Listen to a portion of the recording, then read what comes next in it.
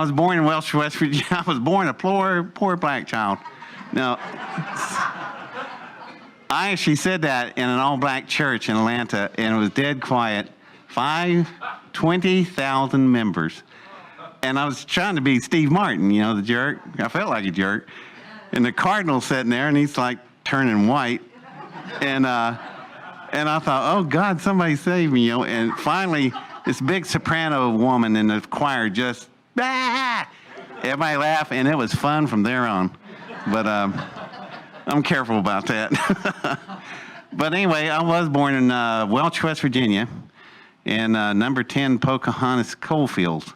My dad was a illiterate coal miner, and my mother taught him to read and write. And boy, did she unleash a monster there, because he went into mechanics, auto mechanics. He's gifted at it. And his auto mechanics was so good. I was kind of fortunate. My mother's parent, my grandfather, boy, some of you conspiracy people will love this. He was a 33rd level knighted Mason. So I'm from that house. And he was the district foreman. He was the manager of all the coal fields. So it's like a governor. And he didn't want his grandchildren being fatherless, so he pulled my dad out of the coal mines and got him a garage, and he started it, and man, it took off crazy. Business really went crazy and did really well. But I remember at 3 o'clock in the morning, my parents nailing blankets over the windows at night, and these cars would pull in, and it was Dad's best customers. They all paid cash, and they had 200-gallon tanks in the trunk, and it's not gasoline. They're moon runners. Dad would tune up a 392 Chrysler Hemi engine and get that thing to it's a Mopar missile, and they would take off. And the reason they didn't want to see the lights, revenuers are looking for garages, trying to find these high-powered cars so they can catch the bootleggers. Well, why is that important? These bootleggers were people like Buddy Baker and Fred Lorenzen. These are all NASCAR champion drivers. That's why NASCAR got started. They were bootleg drivers. And they drive after the revenuers. I'm not making this up, it's history. So anyway, that's really important, because Dad was working in the garage, and it was morning time, and a man pulled in, his car broke down. And it's a very complicated carburetor called a spicer. It had a water jacket around it. They don't have anything like that today. It takes about a half a day or a day to change it. Dad did it in 30 minutes. And the man was watching how fast my dad was. And he goes, you always work this fast? And he goes, yeah, when I can see what I'm doing. And he didn't get the joke. So he said, well, I'm coming from Detroit. I'm on my way to Daytona. I would like to hire you as my mechanic. Dad said, yeah, you want me to work? Yeah, we're going to race on the beach down there. He goes, hi, my name is Lee Petty. That's the father of a guy named Richard Petty. And if you don't know who that is, look it up on the internet. Winner of 200 national NASCAR races awards. They call him King Richard. I grew up in this world. The first thing I built that was really, I thought was significant, was I was 12 years old, and I built this 426 Chrysler Hemi engine from the block up. And people wonder, how does a guy in science and computer stuff, how do you get arms like that? And I said, well, that's because honing big blocks. And they said, God, the honer weighed more than I did. But when I got through with that engine, it turned down the dynamometer. We had 900 horsepower engine. So we dropped that in, and Richard won a Grand National. And so my dad's going, wow, my son built the Grand National winning engine. And Lee and Richard came over to Dad and told him, Fred, we can't say anything about that. Why? There's a man over there named Bill France, chairman of NASCAR. He's going to hang us from the tree over here, because that's a 12-year-old. This is child labor laws, NASCAR laws, all kinds of things. And so they said, okay, David, I don't care. I'm not going to say anything. So Richard's looking at me. He goes, well, I feel bad about this. Anything we do for you? I went, yeah, actually you could. Could I have the keys to the shop? And they said, sure. Is there any materials you need? You never thought of this, I bet, but a NASCAR shop and a NASA rocket shop are the same shops because both shops deliver one product, speed. We have the same tools, the same machines, the same fuels, because we ran dragsters, metro, nitro, liquid oxygen. So it was all there, all the equipment, all the materials, and I know how to use it. So first thing they said, what are you going to do? I'd like to build some things. Just a kid, yeah, build whatever you want. If you can't find it, order it. We'll get it for you. So the first thing I built was a nearly 9-foot rocket, higher than the ceiling. And it's a cryogenic pumper. What that means is I'm working with 325 degrees below zero. That's the fuels. That's how cold they are. Special handling equipment, all that stuff involved. But I got the thing built, and it's sitting out there. I got it out to the backyard, and my friends are looking at it. They're standing right next to it. And, you know, it's vaporizing, equalizing the pressure in the tanks. And they're used to lighting bottle rockets off, you know, stand up, you know, and that's fun. I said, hey, y'all can't be there. I'm like from here to the foyer of this building. I said, you got to come up here. You know, I'm yelling at them. They came up there. Why are you going to be all the way up here? Because you don't want to be down there. And last time my mother saw my friends, they were standing by the rocket. Well, she's in the house, and everything in the house just starts moving across the counters. And I'm turning the switch on, the pumps are engaged. Finally, it takes off. It takes off all right. It goes 52,000 feet. That's over 10 miles. And it looks like a NASA launch. I mean, I got a plume, miles long, and what was the yard down there was just this burnt crisp thing about the size of a football field, just burnt to death.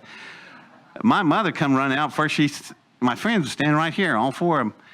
My mother come around, where's your friends? I turn around, and she says, where are they? She thought they were down by the rocket, you know.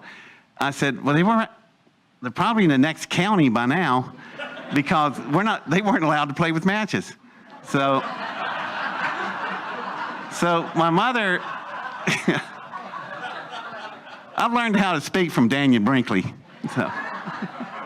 So anyway, I love Daniel. Anyway, the rocket's roaring, and I mean, it's rolling thunder. If you've ever been under a big rocket launch, the thunder rolls out, and you can hear it rolling in the distance. And I'm looking around, it's clear blue skies, and I thought, man, somebody's going to notice, what is that rolling thunder? And so I'm standing here watching it, and my mother's standing next to me, and we're watching it go up, and I was saying, what is so weird about me? I won't see my friends until next month, maybe. And my mother's looking at it, she goes, well, I'll just tell you this, Dave. It took me years to figure this out. Actually, metaphysical people helped me figure it out. My mother said, look, David, you didn't come from me, you came through me. So I was just sitting there, and my mother was ahead of her time. But anyway, that was the start of many, many rockets. Things got bigger and faster. And about the time that started, then these weird dreams started. And maybe I should back up real quick on something. Here I am, and started off in Welch, West Virginia. And when I was 7 years old, I'm sitting in the library in a corner where the science books are, and I sit on the floor and read them because I'm there all day. I didn't want to take up the adult seat. So I'm reading, and finally a librarian comes over. She's about 75. She looked at me, what are you reading? I said, the science books. She picked up and looked at it. She goes, how many of these have you read? All of them. There's 250 books here. Yeah, I read them all. How much do you remember? All of it. And so she just up and grabs this book, holds it to me, and it says singularity. She opens it up, and she goes, tell me about it. Well, where are you in the book? She goes, I'm in the 3rd chapter, 1st paragraph. Singularity is a force where you have a convergent duct of a gravitational field which will build into a graviton. That'll be affected upon other outside force. And she's going, slams the book, okay. So you puts it back up, okay, so you do know this stuff. Would you like some more books? And I said, yeah, but we're in West Virginia, you know, it's 1960. So she said, well, I'll tell you what, this summer, join the summer program and I'll make you a librarian. And smart woman. 14 girls stand there, and I got a picture of it, and I'm in the center, the only boy, and I'm a librarian. But I was allowed to order books from all over the world, free. And that little old lady, she don't know what she turned loose on the world. Because after I ordered about 1,100 books, everything available on planet Earth at the time, that's when at age 12, I decided, I think I'll build a different kind of rocket engine. And friends of mine knew some rockets. Well, there's solid fuel and liquid fuel. Well, what are you going to build? Neither one. What are you going to build? I don't even have a name for it. I think what it's going to be called, it'll be an electromagnetic fusion containment engine. What is that? Basically, it's going to be a magnetic bottle, and inside the magnetic bottle, there'll be force fields, and they will hold the nuclear chain reaction. What are you talking about? Detonate an H-bomb and contain it. What? Yeah, it can be done. And so basically, with the singularity application, and I did with the configuration that I came up with this thing, it allowed me to build a containment cell. And once, credibility starts getting stretched here. This can't be happening. Well, let me tell you something. What has been going on for the last 80 years over in fusion containment communities, they're on the wrong design. They've been on the wrong design for 8 decades. I've tried to tell them it's another type of design. And they keep doing the same thing over and over, looking for different results. And Einstein called that what? Insanity. And I didn't want to call these people insane, but, I just shoe fits. So they have one half. It takes twice what they're working with. The official rule right now in fusion containment community is that they can get it done in 40 more years and $80 billion more. The money was okay, but it was the years that got me. 40 years. Why is that 40? That's the time of a career. So they're going from career to career, and they don't care if they get it done.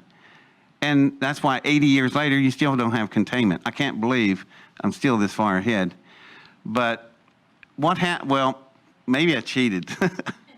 What happened was these dreams started when I was 12. And I wake up and I try to write it down, couldn't see in the dark anyway. But my mother, she took my lamp and stripped the bottom of it off and made it an open neutral negative on the lamp. And all I had to do was touch it and it turns on. This is 1960. My mother made the first touch lamp. So I'd wake up and touch the lamp and I'd write down on a big artist pad what I remembered, go back to sleep, wake up next morning, can't remember anything, flip the book open, look at it, and I remember all that. And I transfer it to a notebook. But this is where it started getting weird. Every time I go to sleep, right where the equation ended, I'd start.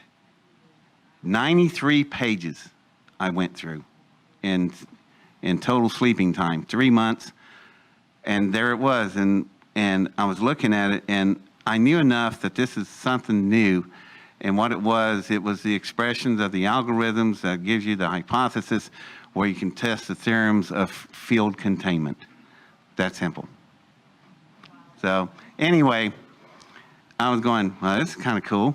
So I thought, how am I ever going to build something like this? It'd take a miracle to have the kind of equipment, materials, and people I would need to build it. It's not something you're going to go build in the garage, okay? It's not like Apple Computer. It's a little bit more complex.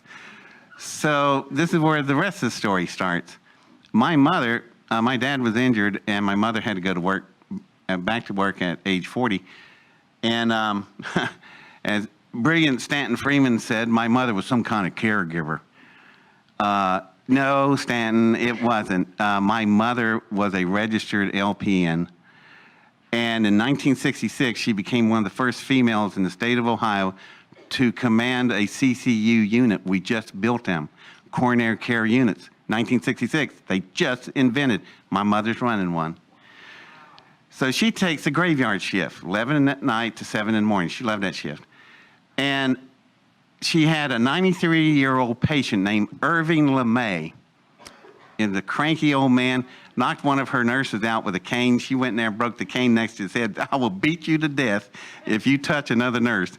He became real friendly. And so the son showed up, and the son wanted to see his dad. Got to go through my mother to see the dad.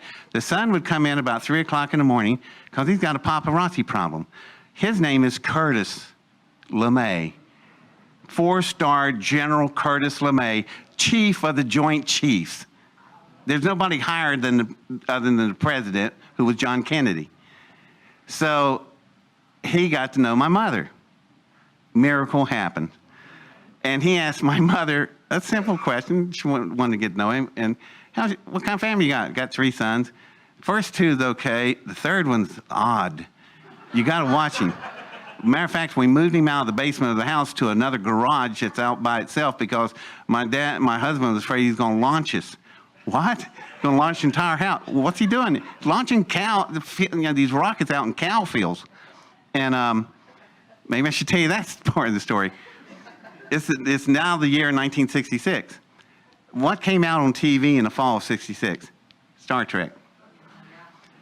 Would you believe what luck? The 4 farms that were around us, they were all trekkers. These farmers they're crazy about Star Trek.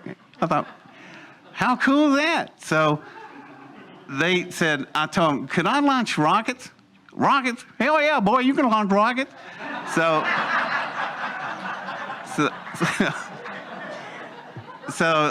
they were very helpful. They got the front end loaders and went out and they dug this big earth pit, big enough where I could drive the car down in, the station wagon, haul the rockets down in there. I had a subterranean launch area. And all the cows, they raised cattle, really cool cows, I really liked them. They'd all get up and I'd be down there working, look up, and cows are all the way around the perimeter and all looking down at me chewing. And the cows are smart. Cows are very smart. I like cows. They see me come up out of the pit slowly. They all turn around and walk real slow. And they get about 100 yards back and they're waiting for this thing to come out of the pit. And they just, all these heads looking up, chewing. And that's a normal day. And, but if they ever saw me run out of the pit, they ran, stampede, they'd run because something blows up out of the pit. And believe me, I had way more accidents than I had successes.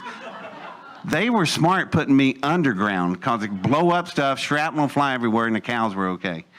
But except one day, I decided to build a cryogenic staging rocket. Now, liquid fuel engines on staging is very complex. It took NASA 45 years to figure it out. Soviet Union never did figure it out. It's very complex, and I learned my lesson the first day. The rocket comes out of the pit. Well, right when it gets to the event horizon, the opening of the pit, the second stage ignites, blows the first stage back into the pit. It explodes. This is all in a split second. Ball fire comes back up, and concussion turns the rocket sideways, and it's now horizontal, going across the landscape like a torpedo, heading for a fleet of cows. The cows know this is not normal, and it's coming at them. And I was standing there and I was screaming, "God save me! Save the cows! Save the cows!" So the rocket bounced twice, hits the ground, and rams in and locks in. The engine's still running, vibration, fuel tanks rupture, explodes. It's full of liquid hydrogen, liquid oxygen, and if you don't know about hydrogen, it's one of the best fuels you could ever use in a jetliner, which we don't. But the fuel has to get 20 feet above the ground before it gets enough barometric pressure where it can detonate. So if you were in a plane crash, the fuel would burn above you, not on you. Nuts. They won't do it. So anyway, under the big fireball now is about the size of the ballroom of this place. I'm looking under it, and the cows are looking at me, and they've got eyes like this.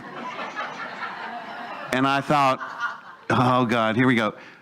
It was like an army, just all of them in unison, turn, about face, stampede. and they go off, and I thought, well, they're going to run, be okay. But there's a cow on the far side that's looking the other way and don't see anything. And the stampede goes right over that cow. So I come running over that cow. It's all busted up. It's dead. I mean, organs hanging out. So, and I went, God, I killed this cow. And farmers are now coming from all 4 farms, from all 4 directions. They come over there because they knew that was not normal. And you okay, David? I'm fine, but I killed your cow, and I'm crying because I'm going to lose my launch area. And it's 90 degrees, and they're looking at it going, we're not going to have time to get to the butcher shop, but these are Angus cows. A lot of money. That's a 2,000-pound cow laying there. So they pick it up with a front end loader, and they go to the barn. They tell me, come with them, I got to go to the barn. And I thought, gee whiz, this is going to be interesting. I get there, and they string this poor cow up by the neck with a chain hoist, and they tell me, you got to dress this cow. And I turn around and I look at them going, why in God's name would I want to put a dress on this dead cow? And they just bust out laughing, tobacco juice going everywhere. And guy behind me went, whee, here. And I cut that cow. It was just, I became a vegetarian. It was just, but I also had charts. And the wives came out, and I cut this cow, and I cut it to the charts. And I just want to do such a perfect job. And the guys are here mumbling back there, God almighty, he cuts like a surgeon. That's way better than the meat house does. And I cut this all 2,000 pounds up. And the wives were wrapping it. And I thought, they're going to throw me out now. My dad pulls up, and I thought, it's just going from bad to worse. And he looks up, and they stop and talk to him, and they're all laughing. And I didn't tell you about the part where I had everything up to my knees coming out of this cow. It's hot, and I'm scraping, I'm cutting everything out. It's up to my shoulders, and this guy puts a bag of Big League Chew in my face. Here, have a chaw, boy. It was awful. So anyway, my dad walks up and said, well, they're not going to throw you off your property. As a matter of fact, you really did them a favor. They were going to have this cow butchered, and you just saved them around $400. They're pretty happy with you. I said, really? How about you? And he goes, I just got 50 pounds of steaks. I'm really happy. So I never ate a single steak. So I don't want to get distracted, but this is all going somewhere. So what I'm establishing is how I got a launch pit, how I could build so sophisticated rockets, how I got to things that seemed way too complicated, and now another string of events happened. Did you know General Curtis LeMay ran for Vice President of the United States in 1968 on an independent ticket with the presidential candidate of George Wallace? Did you know that? Remember that? Some of you, yeah.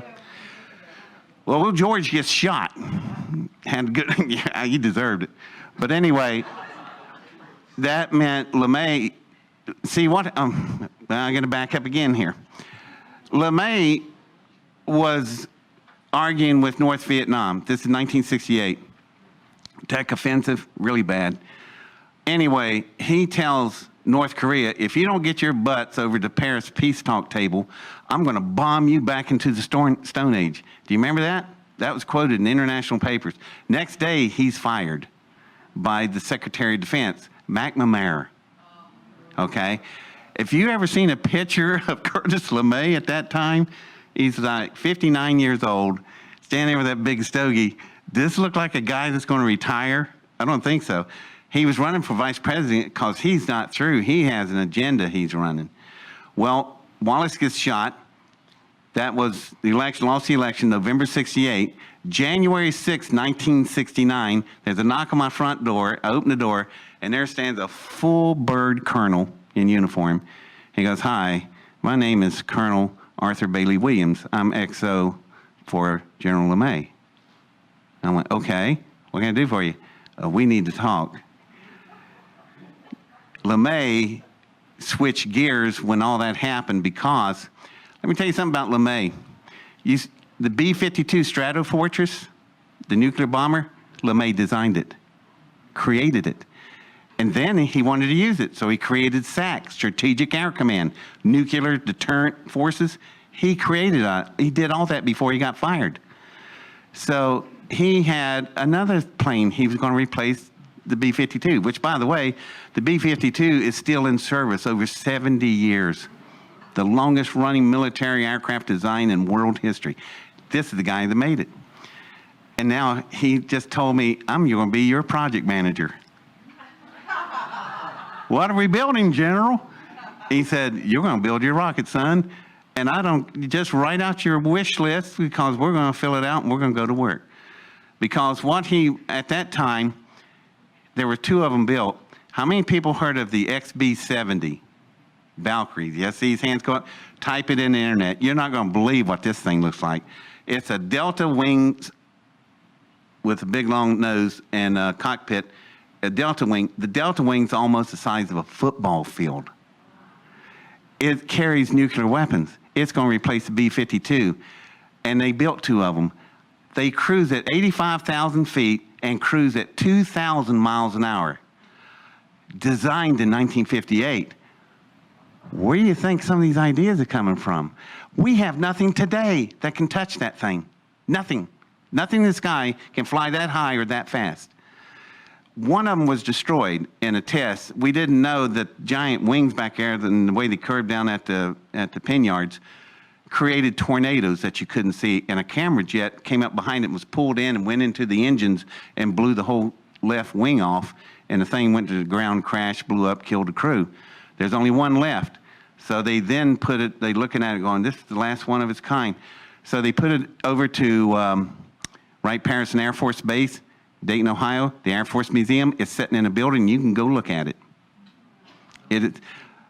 What the plan was, he was going to get 45 of these things built, this Valkyrie, replace the B-52s, put them up in the constant orbit of Strategic Air Command at failsafe, and then he was going to drop all the missiles and stuff out of it and put Pistolum, that's my rocket engine, in it.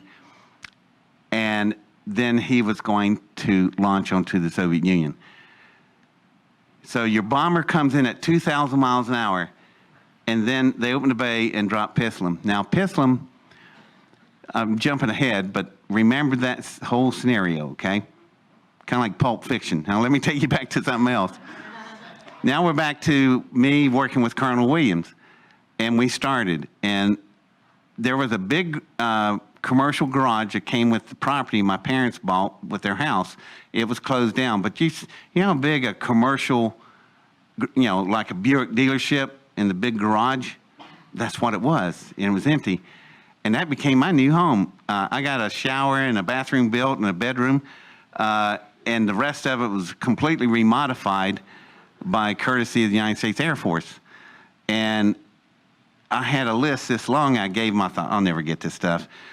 I got everything. I got presses, rollers, I've got spectrometers, I have a major lab. And what we did, we painted all the windows black, and they built this fake wall that could roll back and forth, and sitting back there was this giant lab. And then the Air Force people showed up. And I told Colonel Williams, you got to get them guys in blue jeans and plaid shirts. You can't have uniforms running around with all the medals and stars and stuff. So I'm trying to live a normal life here. And I am a ripe old age of 13. So they put on their clothes, and we all start to work, and we go to work on this project.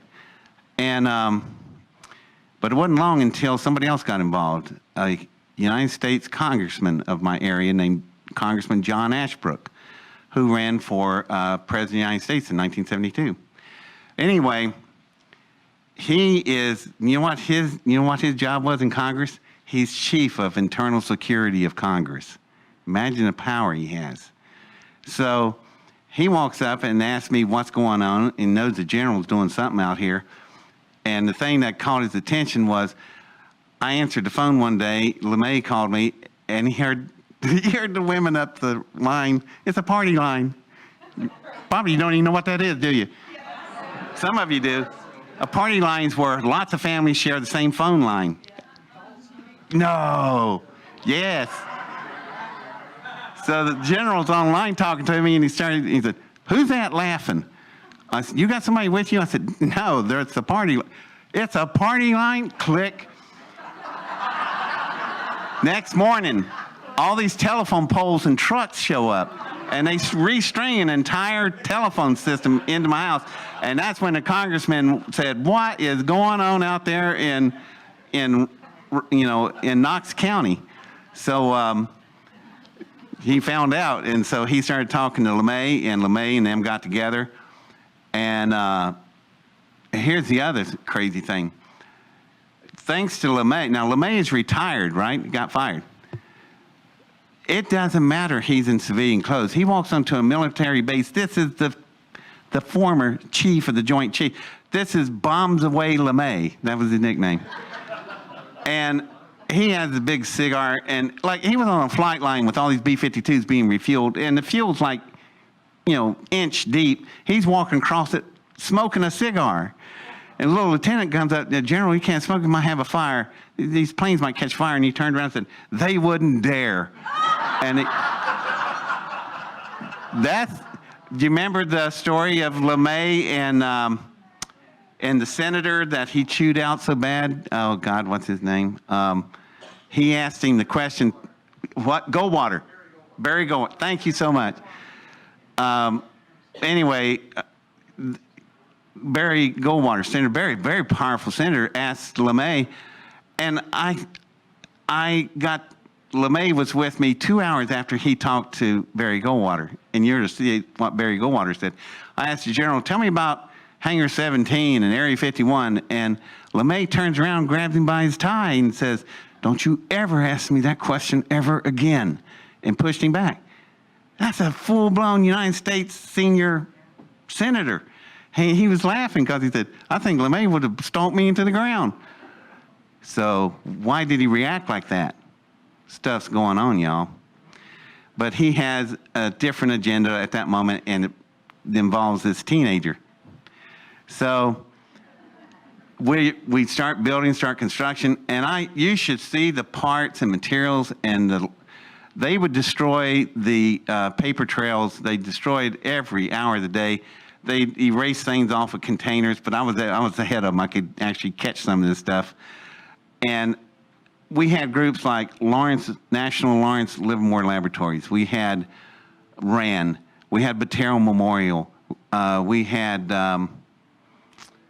Los Alamosis. Tennessee, Oak Ridge, Tennessee. Everybody's involved in this. It's coming through a thing called the Iron Triangle. You've heard of that? No?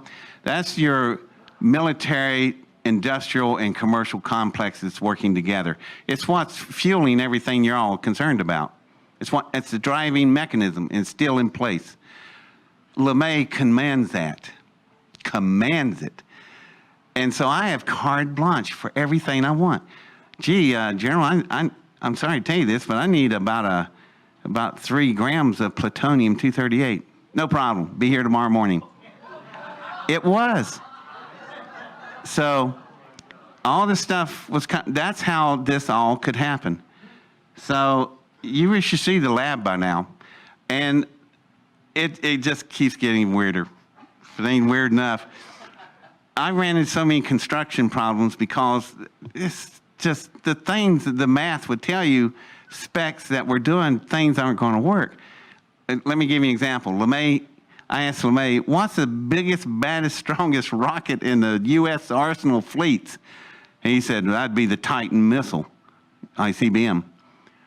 And I said, he said, why? I said, well, I need one. Okay. So, now it sounds like BS, right? However, you go to Ashland, Ohio, which in my, I have a DVD I made. In Ashland, Ohio is Ashland College, home of John Ashbrook's library.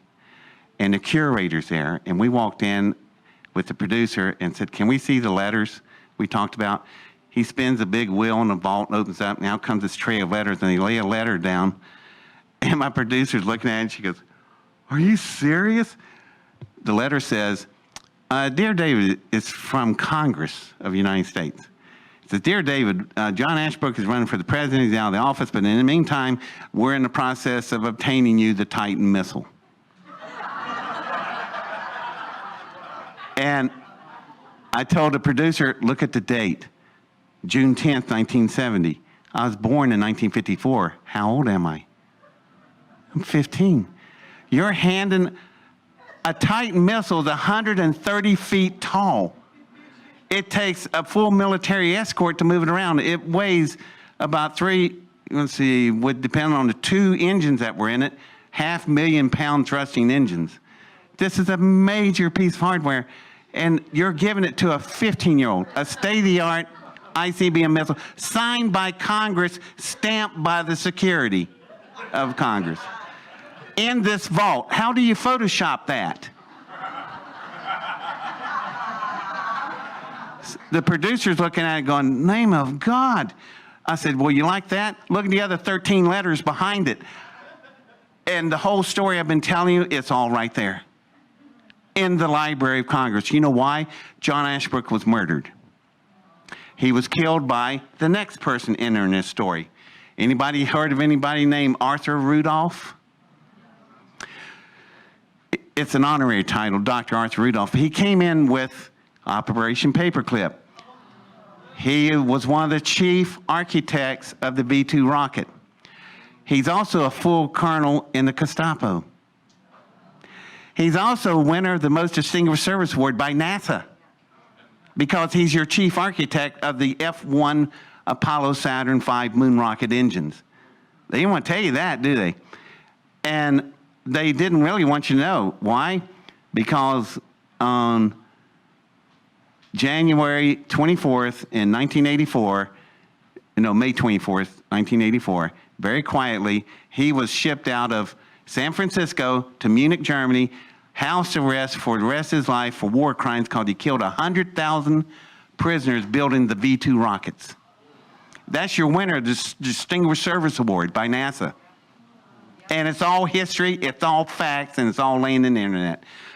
This guy got on my case, and it was bad. And so we get Pistolum done, and I remember laying the night before we were going to ship it out, and I had a fireplace, and the light was shining off the hull of it. This thing was so amazing looking. Anyway, back to that big ICBM. I told General May it's not going to work. Look at the numbers. And he goes, "What's going to happen?" And I take this styrofoam cup and I go, "That's what's going to happen to your rocket when this engine goes off."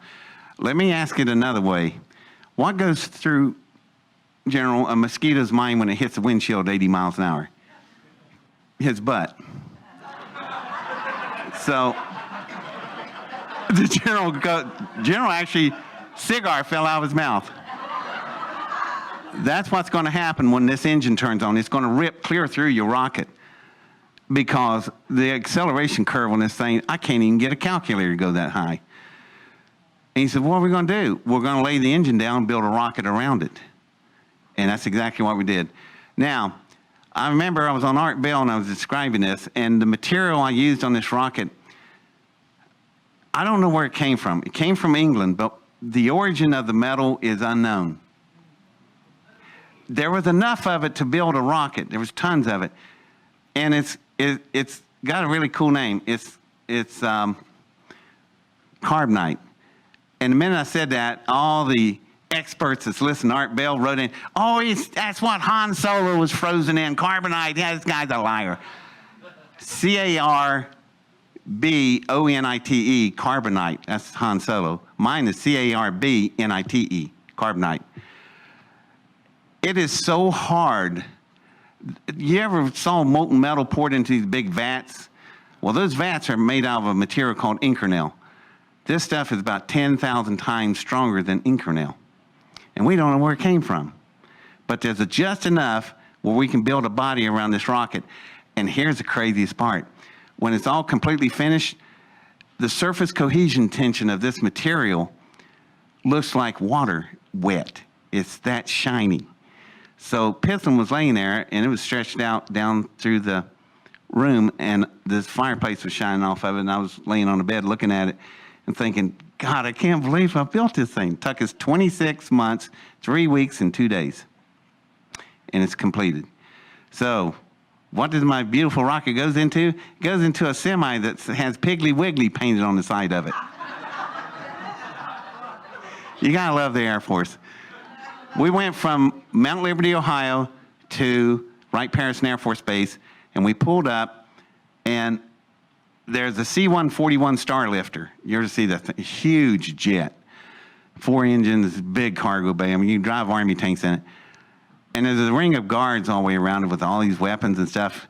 And I was afraid to walk up to the guards. And LeMay said, son, they belong to you. They're protecting you and your rocket. It's okay to walk through. I said, really? Wow. So we load the rocket on and we take off and we go to New Mexico to White Sands Missile Proving Grounds. It's not called that anymore, but back then it was. So anyway, we get to test sites, we get everything set up, and Colonel Williams with me the whole way. And I'm looking at it, we're getting it prepped for the next morning. And somebody said, Colonel, you better look at what's coming in. And this black DC-9 coming into the runway. And I went, wow, where's the white bunny head? Back in that time, Hugh Hefner had a black DC-9 jet that had a white bunny head on it. So I looked at Colonel Williams, he ain't smiling. He's just like really concerned. Thing pulls up, door comes down, out comes all these guys, swear to God, black suits, mirror, sunglasses. And then this one little guy with gray hair and khaki shorts, I thought, well, he's the only one dressed for this place. He's behind him, he comes out, but I recognize him because Von Braun, that's another story, I just can't go, it's so long. Von Braun showed me a picture of him, and he said, if he ever shows up, David, you are in such trouble. And it's Arthur Rudolph. So he comes out of there, he walks over to me, he said, oh, are you the young man that has the rocket? And, you know, German, blonde hair, blue eyes. I'm waiting for him to say, we have ways of getting the way you to talk. So, and he's, so help me, holding a cigarette like this. And I'm going, if that's not Nazi, I don't know what that is. So we walk over to Pittslam Lane there, and I'm on one side of it, he's on the other, and he said, open it up, let me look at the engine. Sure. So I pull out this bar of metal and I slide it down the hull. What was no seam, all of a sudden there's a seam and the door rises up and slides to the side. He goes, what is that? I went, it's called a dissimilar metal lock. You ever heard of them? That's the key, the block of metal. And he's like looking at me like I'm from another planet. I said, it's old technologies. It was made in World War II. He was upset. But anyway, he stuck his head down in the engine compartment. And I thought, I just can't stand it. I'm going to do something. So I got right over top of his head and I got right down by his ear and I go, that engine you're looking at has 10,000 times the power of all 5 of F-1 Saturn engines of Apollo. What do you think of that, Dr. Rudolph? And his head springs up, man. He's about the color of a thermometer. And he's looking at me, he goes, he's so upset he can't even get his questions out. And I thought, I guess he's a little angry. He thought the Germans were so far ahead, and I asked him, who are you? And he told me, I'm a man that just looks at things for the government. He asked, who are you? I'm just a kid that launches rockets in cow fields. And it went downhill from there. It wasn't good encounter. So now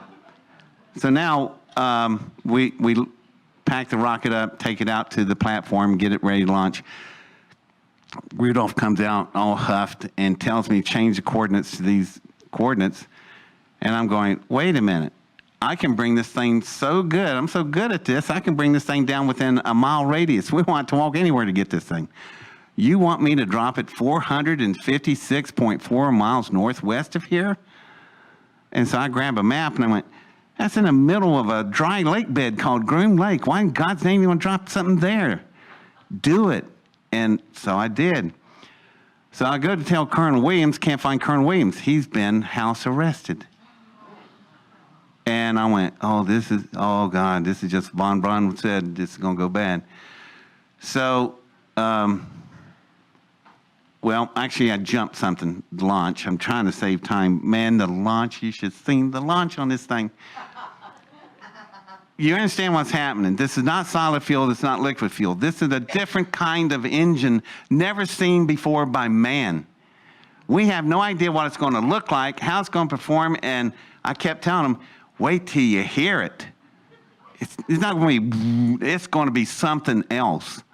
Because the calculations are like here, but in reality, when we finally got it done, the calculations I thought was curved like this, the curve was through the ceiling. I missed it a little bit.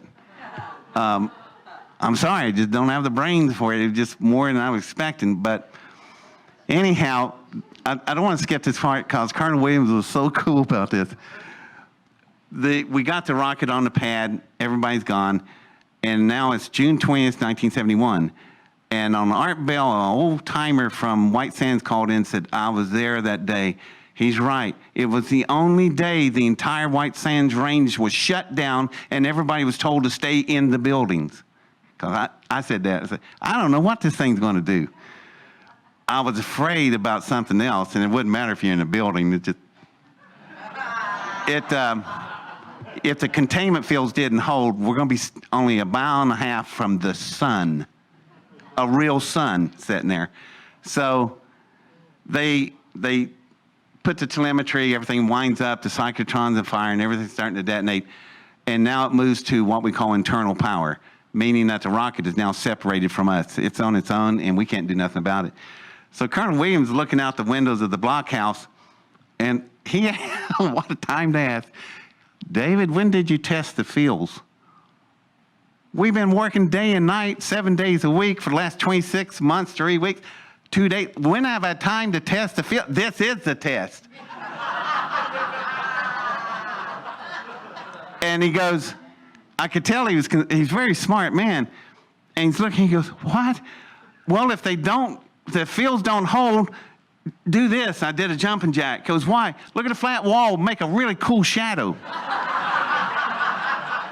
And he goes, oh God. And he hits the red button and tries to shut it off, and it won't shut down. It's now internal power. And he said, what do you think's going to happen? It's either going to launch or we're going to make some really cool shadows. He goes, oh God, and hit the button again. And too late. All of a sudden, everything in the building's moving because the cyclotrons that are hammering out there. So all of a sudden, we see a light. And it starts out bright. But it goes a whole lot brighter. It starts growing in intensity. It's getting so bright, everybody puts their glasses on. It keeps getting brighter. It will get up to 1 million candle power per square inch. That's the sun. And I have at the bottom of the rocket, I have the fields extending out below the rocket so I don't burn the tails fins off. And there's just a massive explosion. It's gone. There's a white streak and this blast ring coming. And they went, what's that? It's a concussion wave. And it hits us. And I look out, and these poor security guards, the only people out there, they're hanging on the cars. They look like flags in the wind. And I'm going, oh, God. And so anyway, the rocket is gone. And the only thing we heard was, you can't unhear this. It's, I don't even know how to describe it. Screaming angels with a vibrato wave and a Doppler effect. It was terrifying. I looked at one of the technicians. He's under a table. He was just terrified. And I said, you know, the sound's not going to get you. It'd be the exhaust. But anyway, the containment failed. Matter of fact, that's what the technician looked like. He just did a nosedive. So anyway, let me type. There we go. So anyway, they said, damn, it blew up. And I went, I'm looking at this white streak, and it's going out of sight into a blue sky. I said, it didn't detonate. It left. And Colonel Williams, what are you talking about? You ever try to see a rifle bullet leave a barrel? That's how fast this thing, 3 tons? It's got 2 speeds, off and wide open. I don't know how to throttle it. And red phone rings, and that's NORAD. And Colonel Williams, now what? So he picks it up. You could hear this guy like he's on speakerphone. What in God's name did you do out there? Something is left your base. Yeah, civilian rocket blew up. Blew up? Hell, it's at Mach 37. And how high? It's 126 miles, and it's now shut off. And I was shooting for 125, and at that apogee point, it's going to curve. It's going to glide all the way to where it's supposed to go, Groom Lake. So they said on the phone, do you know where it's heading? Yeah, we do. Well, that's good, because you're going to have to talk to them people. So anyway, I looked at the map and I said, where are we going? We're going to go see your rocket. What? You got a DC-9. It's got rubber tires. That's a dry lake bed. You're going to belly up to the belly on this thing. Shut up and get on a plane. So we get on a plane. And then Colonel Williams was detained. He was moved away and locked in his quarters. And I thought, man, and I realized I'm being kidnapped. So off we go. Just me and the guys in black suits and Rudolph. We fly over and we land, and a lot of people say, well, he's lying because he didn't have the base built. I just don't go into all the details. There's just so many details, y'all. For those nose pickers, I will tell them this. We flew over, lots of construction, lots of chalk and tape and ribbons everywhere. Clearly, 2 big runways are going to be built, about 10,000 foot each, 2 of them. And we land on a taxiway that cuts across. And we roll up to a center hangar, and you get out, and the hangars look old. They're painted where they look old, but you get close to them, it's brand new. Now, why would they want them painted old? Satellites watching, I guess. And I thought, what is with all this stuff? So then you think the story's weird? It's just starting. First thing, this thing pulls up. It looks like a golf cart, but it's not a golf cart. It's got some kind of intake in the center that, it pulsates and glows. Makes a strange sound. I swear I never heard anything whine like that. And you get on it, and we took off, and I'm trying to figure out how this golf cart's running. And we go in the center hangar, we sit there, and then all these chains come up out of the floor, doors close off, lights come on. And I thought, what next? And the floor is the size of a football field. It's concrete. It drops, all of it. It's an elevator. And I'm going, holy smokes, you can put 3 or 4 747s in here and drop them. Whatever they're picking up and down, just the concrete floor has got to be 500,000 pounds. It can't be pulleys or chains or cables. What is lifting this thing? So as we're going down, I found out embedded in the walls where half of their bodies would stick out were 12 Sequoia-size worm screws. That's the heaviest lifting load. Your garage door, that's a worm screw. Very heavy load capacity. Strongest thing we know of. So whatever's going up and down this elevator is unbelievably heavy, like an aircraft carrier. So the floor goes down, we sit there and ride, and I'm counting, listening to the clicks, figuring out how many feet we're going down. They thought I was seasick or something. I thought, yeah, they don't know what I'm doing. So we go down about 205 feet, and the floor levels out. And you look straight out ahead, and I'm going, you gotta be kidding. There's this arc-shaped cavern that is so far, it's bending with the curvature of the earth, and you cannot see the end of it. I'm going, man, this is big. So the first thing I blurt out is a good, normal question. What'd you do with all the dirt? And they got furious over that question. And I'm going, I just smiled, never mind. And so we're riding down through the hallways.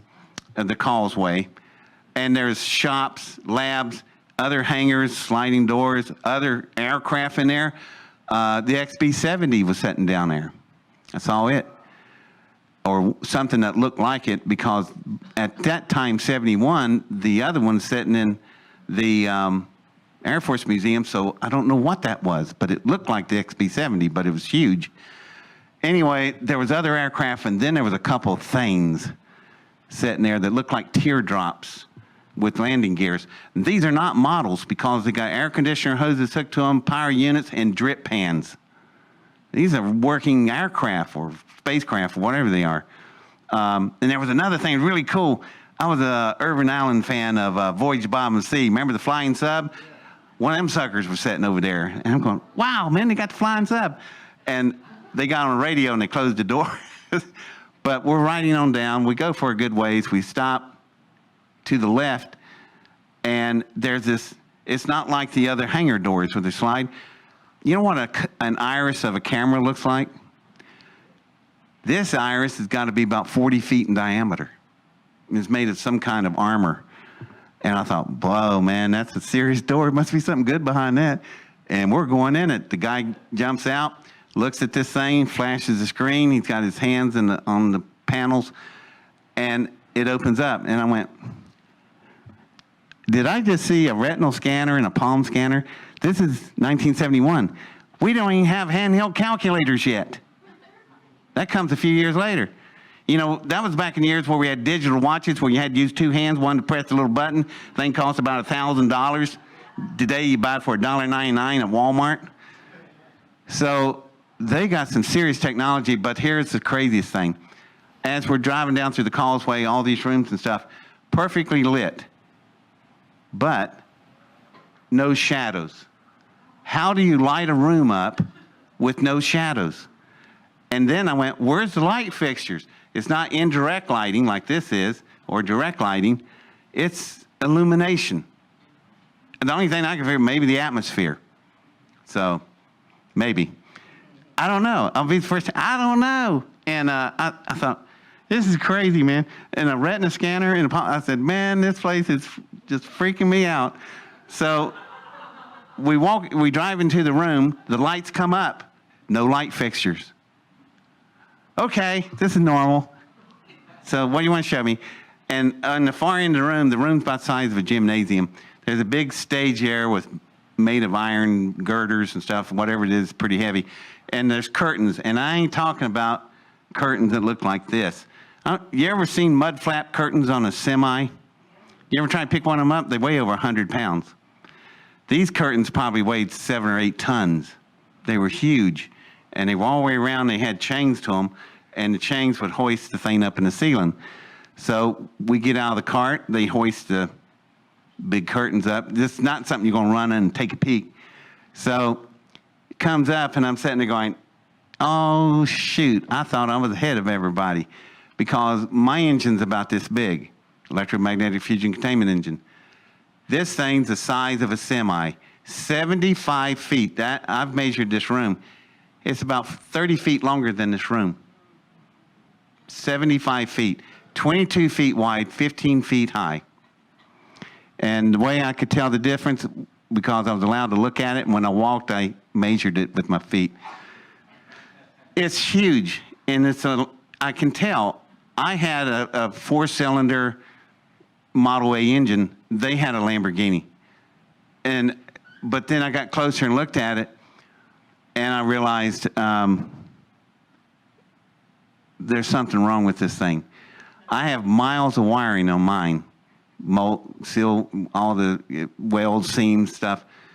As big as this thing is, not one bolt, not one rivet, not one screw, not one weld line, not one seam. It looked like it grew like an eggplant. I'll find out later I was pretty close to the mark. This is a machine. And I looked at it and I said, it's more than a machine. I'm not building a rocket engine. The rocket engine, God, there's so many people, I didn't tell you about the other part. I am building a power plant, a different kind of nuclear power plant, okay? some people asked me, well, how did you validate the theorems? I said, rocket engine. And he went, oh, God, how smart.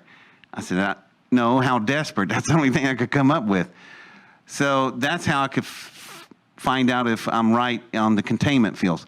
Now, my containment fields only held for 4.5 seconds.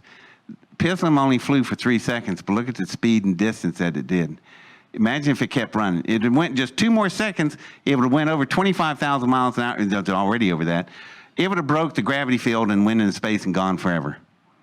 I kind of wish it had done that because it's going to be bad what happens next. So anyhow, my rocket is laying up on the desert floor. We're down underneath it with this system. And I'm looking at it, and I turned to Rudolph, can I get closer to it? Air Force people said, no. He turns, yes. So now we know who's running the show, don't we? So I going up on the stage, went up steps, got close to this thing, and I'm looking, it is just such, you should just see this thing. I mean, you can tell this is not a product of our 20th century industrial process. This is something else, y'all. And so I put my hands on it. But as I'm reaching out to it, I went, there's my shadow. Hey, shadows, where's the lights? So I moved my hand, shadows a split second behind me. And I'm going, oh, heat-seeking recognition alloy. Okay, I can follow that. That's what I thought it was, but it's something else. So I put my hands flat on it and pull myself up. It has an ectoskeleton structure. Its skeleton's on the outside. On the inside is a very smooth surface. And I used to, at that time, I was lucky. I got to play with dolphins. And so when I went to feel the surface of the thing, it feels like a dolphin skin. And it feels soft, organic, but it's hard as steel. And I'm going, how can it be both at the same time? And wherever my hand is laying flat on it, that's something you got to see. There's an energy band that comes out and dissipates down the hull and finally fades. But it's wherever your flesh is touching it, it's reacting to you. And I'm going, wow, that's really cool. I'm like, how did it? And finally, Rudolph told me, go on up. So I crawled up the skeleton structure, got up on top, and what looks like a big spinal column with vertebrates, I'm stepping over it, and I look in the vertebrates, and there's all these tubes running through the ectoskeleton structure, and you can see a liquid moving through the tubes, and the liquid looks like methylate in the sun. Y'all remember methylate in mercurochrome? A lot of these young people going, what is he talking about? What I'm talking about is when you saw your mom coming with that, you're going to go, God, this is going to be good. They put it on cuts, burn like fire, but never got infected though, did you? Killed everything, nuked the whole area. So anyway, that's what this fluid looked like, and it's iridescent, and it's like glowing. I'm going, and it's moving. I went. And it's cold in that room, like air conditioning. You put your hands all over this thing, and it's warm, same temperature as us. And I'm looking around, there's no power cords, none. How is it staying warm? How is this fluid moving? And there's no power. And I'm going, this thing got an internal power source. And I thought, when I built mine, I didn't have a secondary power source like that. So anyway, I'm walking up to the front because, how do you describe this thing? I've been trying to get concept artists to work with me, and it's proven to be difficult. It's like I'm describing to a police artist what the assailant looked like. And the best way I can describe it for you, think of 2 octopuses having sex. You have 2 big round bulbs type look with all the tentacles twisted around. That is where the cyclotrons are firing. The tentacles are the plasma ducts, and it's in a figure 8 pattern. And that's what makes this thing work. That's why they haven't gotten it right yet. So anyway, I'm looking at that, and I get down to the damage area. There's a hole about 4 feet in diameter on the side. Something has come in and hit it in the exact right place. Because figure 8, right where the two balls cross. I call that the eye of the hurricane. That's where the force of the plasmas are going through. You got to remember there's 100 million degrees temperature running in this thing at this place. And that's 100 million degrees centigrade. It's even hotter in Fahrenheit. So anyhow, I'm looking at it and I went, wow. And I could look down in the damaged hole, and where the blast area was, it didn't blow from the inside out. It blew from the outside in. So something hit it. And this is metal, right? So it should be very sharp and jagged. You know what it looks like? It looks like a whale that's been shot with a harpoon, which has a grenade on the end of it, and blows a hole in the whale. That's how they kill them, with harpoon guns. And if you ever look at a hole of a whale that's been blown by a charge, that's exactly what this hole looked like. And I'm going, am I standing on a dead whale? I mean, is this thing organic or inorganic? Is it a machine or something else? And I'm a little confused. So anyway, I slide down to the damaged area, and I grab hold of the blown out chunks. You could hang on to it. It was really hard, but the blast made it look like it was like flesh. I can't describe it any clearer. So anyway, I go down into the dark part, and it's glowing down there. So I asked Rudolph, can I look inside? Air Force people, no. Yeah, go ahead. So going down in there, and man, let me tell you, what I saw where that damaged area is, you got to think about something. I'll eventually figure this mechanism out here. There we go, I got it. I'm a rocket scientist. Of course I can figure this out. So I get down in there, and the first thing I noticed was what was left of a seat is gone, but you can sit down, your legs would hang over. And I'm going, that is a bipedal anthropoid shape. So that's whoever is working it. This is a maintenance station. That's what it is. It's a diagnostic station, because on the other side, there's one that hasn't been damaged, and this is twins, left and right. One for the front, one for the back. And that's the way I built mine, but not big enough for somebody to sit down in. Mine's only this big. Now I'm able to walk through my engine. You got to be in here to let. That was freaked out. I would have stuff so small I'd have to assemble it under a microscope. Now I'm big enough I can walk through it. And I'm going, man, this is just too much. So I'm getting down there, and I sit down what's left of the seat, and the blast that came in was amazing. It came through the walls and through the diagnostic area, disintegrating everything that it hit. It cut through the seat, and then it hit the bulkhead where the plasma walls are, where the electromagnetic fusion containment fields are.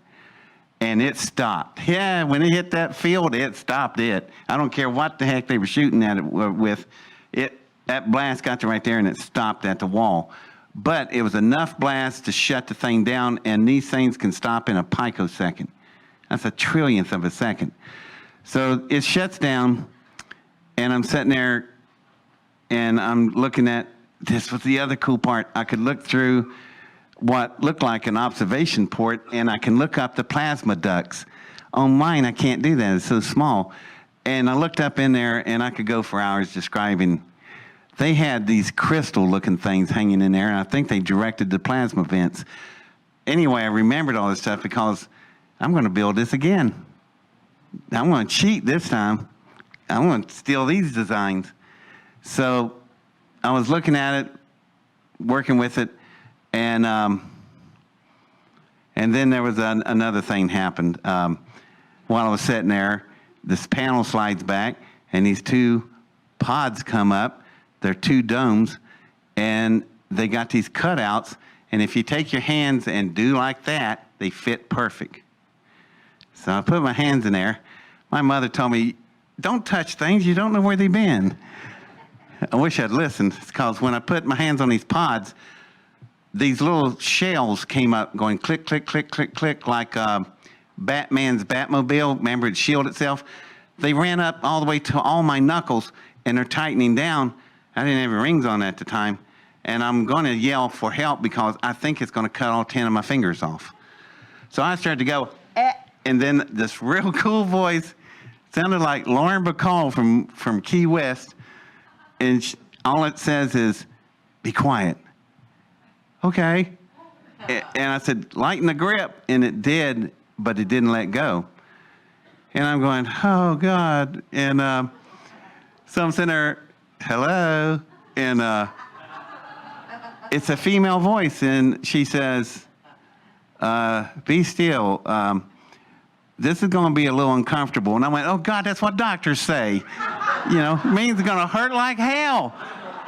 And I'm trying to get the hands out, and I can't. And then it starts as a vibration, and then you can feel the heat coming up both arms. Feels like liquid fire, burning. And then it gets up to here, and brother, the light show starts. I bet my eyes were lit like a projector lens because there was this heads-up viewer type thing I could see, and just billions of images are going through, and it is burning in my brain, and it hurts. And so I'm sitting there going, God, I hope this is going to end quick. And then finally he said, just a little bit more. And I went, yeah, okay, it's done. And the rings back off, and the panel goes dark, and everything that's in the area goes dark. And I stand up, and I went, I'm leaving now. So I get up, I crawl back out. Rudolph asked me what was going on. I felt like I was in there for about a half hour. They said I'd only been in there about 4 minutes. And something else is going on. So I crawl up on top, and I'm walking down to the other end. And then that's when all of a sudden I'm starting to say things. And I looked down at them, I said, so you guys want me to help you fix your machine? Yeah. Yeah, because yours look just like ours. This one's bigger. Our people working on it. Well, where are you people? Well, they're on vacation, son, like you. And I went, oh, yeah, this is my summer of junior high school. And I'm standing there going, okay, well, did they leave any notes? Well, they have homework like you do, son. You understand? This is how they talked to you back then. You know, a lot of teenagers today just wouldn't believe it, but it's very condescending. And so I said, okay, so they took their homework with them. And then finally I said, look at the construction of this thing. We didn't build this. It's not ours, and it's not theirs, meaning the Soviets. It ain't from the neighborhood, is it, y'all? Now they're getting really upset. And they said, you need to calm down. I said, you need to tell the truth. I said, where is this? How old is it? Did you dig it up or did you shoot it down? Is there a crew? Did you pickle them? That'd be great. Some race lands down here with packing all kinds of bad guns and stuff and pissed off, and you pickled their crew members, and I don't have anything to do with it, and I get vaporized. And they told me, get off the engine. So I come down off the engine, and I am so furious because my world just crumbled in front of me. I went to sleep listening to Anita Bryant. I had an American flag for a blanket. And all of this is destroyed. And I'm sitting there going, this sucks. So I come down, I'm so angry. And everywhere I'm touching the hull, it's not the blue-white, rays or energy coming off. It is fiery orange red. Looks like methylate on fire. And I'm touching the hull, and I'm going, man, what is that? And as I calm down, it calms down, and goes back to blue-white. And I went, oh, God, that's not heat-seeking recognition alloy. This thing is feeling me. It's reading my feelings. That means it's a sentient. This thing is alive, or it was. And I do remember hearing this. Was time to go. We're not going to work with Black Hearts no more. And I'm going, what does that mean? And so I get down and talk to the Air Force, and it's bad news. Nobody wants to talk to me. Everybody's pissed off. So they throw me on this back of this golf cart thing. I'm facing out back. They're driving forward. And then that's where I found out why I'm there. There's some other reason they're not telling me why I'm there. And this is it. They're whispering to each other. What happens when people whisper? You're driving forward, the wind's blowing that way. What does sound do? It travels on the air. Their whispers are right here. And I'm listening, and they're going, if we don't get Tim to tell us how to get this engine repaired and running, we're not going to get first strike. And I'm going, first, are they playing baseball? What do you mean first strike? This is 1971, never heard of it. And then I realized, oh God, they're talking about, then they said MAD. And I went, oh my God, it's MAD, mutual assured destruction. It's what we live under today. It's, you're a Soviet Union, I'm America. You fire at me, I fire at you, and you can be assured we're both going to die. And so we won't shoot. The only way to play MAD and win is not to play. Unless you get there first. How are you going to get there first? Your warheads are so fast. What did Pittsland just do? Set the fastest records on Earth. And now the Air Force has it laying up on the desert floor, and we're riding up there, and I just realized I've got to figure out a way to blow up my rocket engine on a top secret military Air Force base that does not exist. So I thought, no pressure. So we get up on top, I get out, and I'm looking around, and so I lean over to the hangar doors, and the big wheels in the hub is what I need. I grab a gob of graphite grease. Then I start screaming at Rudolph, saying, you're going to take my rocket, I won't get to see it, let me see it. Take him out there to see the rocket. Yeah, that's where I want to go. So we go out there, I'm with these two guards, and we get out there, and I tell them, stay back, it might be leaking. I open the dissimilar metal locks, and I put the graphite grease in the cyclotrons, and with the residual fuel that I had in there, ask any physicist what happens when graphite meets deuterium on a molecular level. It's a violent reaction, explosion. So I close it up, set the cyclotron for 90 seconds, and I go running back and tell them, this thing's leaking, it's going to blow up. So the guards, get on cart, so we take off, and that thing's moving along pretty good. Can it go any faster? And they said, well, what's a safe distance? And I didn't think about that till then. I thought, oh God, if it goes nuclear, what's the safe distance? Chicago? Man, that golf cart was barely hitting the floor, just streaking through. And I was hanging on, and I really wasn't. I thought, boy, if it goes nuclear, it ain't going to matter. Fortunately, it stayed conventional, but it blew Pittsland into so many pieces. The biggest piece they found was about the size of my thumb. So now Pittsland is gone. And I skipped some other things. I got one phone call to my dad before we left. And way back, I told my dad, if I ever call you and I tell you to light your pipe, I want you to take the lab and burn everything there is. Burn all the papers, burn all the drawings, burn the models, burn everything. So right before I left with Rudolph, I asked to see my dad and say, I want you to talk to him, but don't tell him where you're going. They had a 17-year-old cadaver. They were going to burn it, change the dental records on it, and send it to my parents and tell them I was burned to death at White Sands, New Mexico. So I'm going to be there forever. So we're standing there, Pittsland blows up, we pull up, Rudolph asks what happened. He said it was leaking. Rudolph's smart. He's looking at me, he grabs my palm, looks at the hangar door, looks back and goes, very smart. And then he hits me so hard, my lower teeth go through my lip. And I'm laying on the ground, I'm bleeding, and I hear all these guns cocking, I'm going, man, it's just getting worse. And I look up, and all the gun barrels are pointed at Rudolph. These are Air Force personnel. Their daddies just fought Rudolph in World War II. It ain't over. And you just hit a Midwest Ohio kid and tore his lip up? And I looked up at Rudolph and said, maybe you're not so much in charge. And it was tense there for a minute. I was the one to say, shoot him, shoot him. And the guys in black suits came out, and then it was a standoff.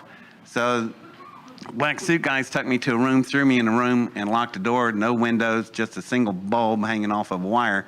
And there I sat for hours. And Rudolph told me, we're going to send the cadaver back to your parents. You're going to be here for the rest of your life. And that's when I started crying. Because I thought, man, life is over with. Nobody's going to know I'm here. And I thought, I'm just not going to give them anything. So I'm trying to figure out how to electrocute myself with that wire. I can't get to it. So after about 8 or 9 hours in this containment thing, I hear the biggest ruckus you ever heard. And door opens up, and there's a big square figure with a stogie. And he's got this colonel by his tie. It's the base commander. This is Curtis LeMay. He flew in. If you didn't know this, who put the commander of base in charge of Area 51? The chief of the Joint Chiefs. He did. He knows the guy. He put him there. So he's in civilian clothes. It don't matter. He's throwing this guy around like a puppet. And he saw me bleeding, and he looked at the colonel, and he started in on the colonel. And I went, it wasn't him. It was Rudolph. And he asked, where's Rudolph? And the colonel said, he just left before you got here. Find him. Clean him up and put him on the plane. And so he flew me back, and we went back to Wright-Patterson. Then they drove me back to my home. And that's how I spent my summer vacation my junior year in high school.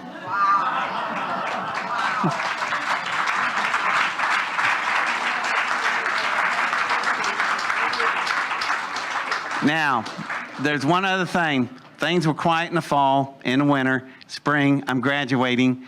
I'm in high school, I'm cap and gown, shaking hands. Yeah, I'm going to Ohio State. Yes, I have a full scholarship. Astrophysics, how about that? And then I grabbed his hand, it's ice cold, and I turned, and it's two guys in black suits and mirror sunglasses. They hand me a paper, I unfold it, and it says, greetings, I'm drafted. It's June 10th, 1972. Drafted and shut down to 1975. They grab me in my cap and gown, drag me across the parking lot, throw me in this blue station wagon. They drive off, my parents screaming, and all they heard was legal conscription. I can be legally taken. Now, in that DVD we have, they interview my high school classmates who say, I remember that. My God, that's what happened. He disappeared. He was gone. So that's what happened. Anyway, we get to the Port Columbus, Ohio, and I get on a jet. There's another confrontation. I'll skip that part. I just told Colonel Williams and all his armament to back off, let the CIA go. And I ended up in Langley, Virginia, home of the CIA. And I'm on a table. They strap me down. Door flies open, and in walks Rudolph and friends. And it starts. And that's the first time I felt the needle on the top of the hand. And it was way more fire than the download of whatever it was. And that was my first taste of sodium barbital and sodium pentothal. And I was under for 4 days, and I remember somewhere in between waking up, and they said, you're only supposed to put a person under no more than 30 minutes. I was under for 4 days. Rudolph is trying to get things out of me, and he's not getting it. And then finally I remember saying, if you give me more, Rudolph, he's going to die. Or an eggplant, and he says, I don't care. So finally came to, and then there was a big ruckus in the hallway again. I didn't see who it was, but I bet you it was probably LeMay. And anyway, they came back to me and said, we're going to send you to Vietnam. You know, you won't live probably a day. That'll be the end of you. And I said, fine. So I'm not building any more rockets.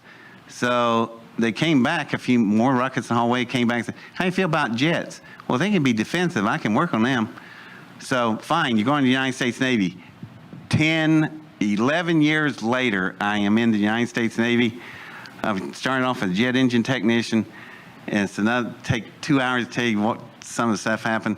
Ended up in O&I, Office of Naval Intelligence officer, and you think this was the crazy story? You should hear that one and what they wanted me to do, and I'm under oath on that one.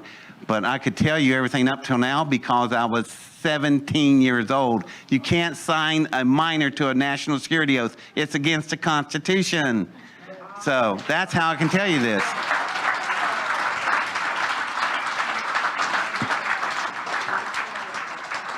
And all I can say is you got a pretty good dose of the story, and the story's still going because there's a whole lot of things that's not true. And what I've been doing for the last 25 years, I can tell you this, there's a second Pithlum now. So the world and y'all, you will get to see it. Wow. But it's gonna rock this world, buddy. And I cheated. I used a lot of designs I saw from somewhere else. So, but it'd take me days to tell you all what's in that horn of plenty. But my time's up, and I want to thank you for listening. Bye.